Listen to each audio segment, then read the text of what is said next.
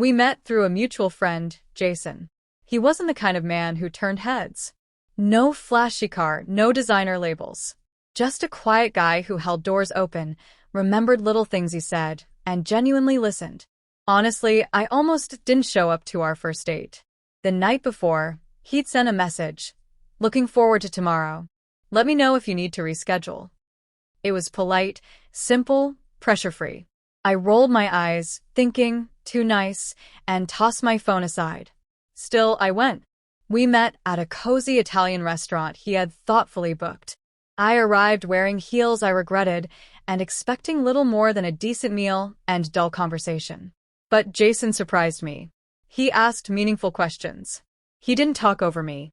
When he noticed I was cold, he quietly asked the waiter to redirect the fan. The evening felt easy, comforting, like sinking into a warm bath after a rough day. No pretense, no mind games. Just calm. Yet I hesitated. He was everything a person should want. Kind, dependable, respectful. But he wasn't what I imagined I wanted. He didn't have that sharp, dangerous charisma I was used to chasing. Still, we kept seeing each other. One date turned into 2, then 3. I found myself smiling when his messages came through. He sent me songs he thought I'd enjoy.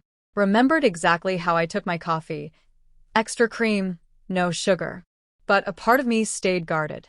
I couldn't fully open up, couldn't let him in all the way. Maybe because he didn't match the picture in my head of who I thought I should fall for. Then came that dinner on the rooftop, his idea. The place was lovely. String lights, a view of the city, soft music in the background. He arrived in his usual understated style, button-down shirt and jeans. He pulled out my chair and told me I looked beautiful. I should have accepted the moment, let it settle between us. But instead, I said something I wish I could take back. "You're not really my type," I said, trying to make it light with a laugh. "But you're really nice." The shift in him was immediate. His eyes lost some of their light, like someone dimmed a switch. He didn't say much, just nodded, smiled faintly, and asked for the check. He didn't finish his drink, barely spoke after that. I tried to play it off. "Hey, I didn't mean it like that," I said. "You're just different from the guys I usually go for." He looked at me, calm and quiet, and said, "Maybe that's the point."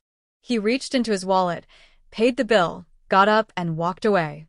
No dramatic farewell, no outburst, no "let's talk."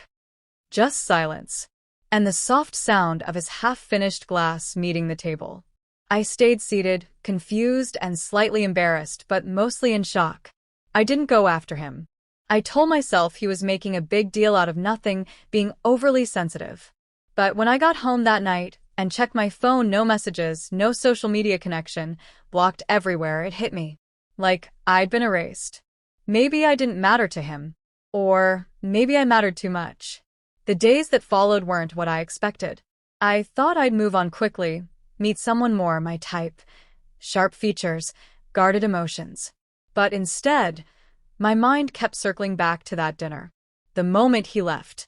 The expression on his face. I couldn't stop thinking about how he came into my life with genuine care and how I met that with distance. And then it hit me, something that still tightens my chest. I didn't pull away because he lacked something. I pulled away because I didn't believe I was worthy of what he offered. Real, steady love. The kind of love that doesn't come with mind games. The kind that stays. I had grown so familiar with chaos that I mistook peace for dullness. I had been ignored for so long that I didn't recognize what it meant to be truly seen. He didn't fit my type because my type was pain wrapped in desire. My type made me feel like I had to work for love to feel enough. Jason was different, emotionally present, consistent, and I ran from that. Worse, I rejected him with words that seemed polite but cut deep. "I like you, but..."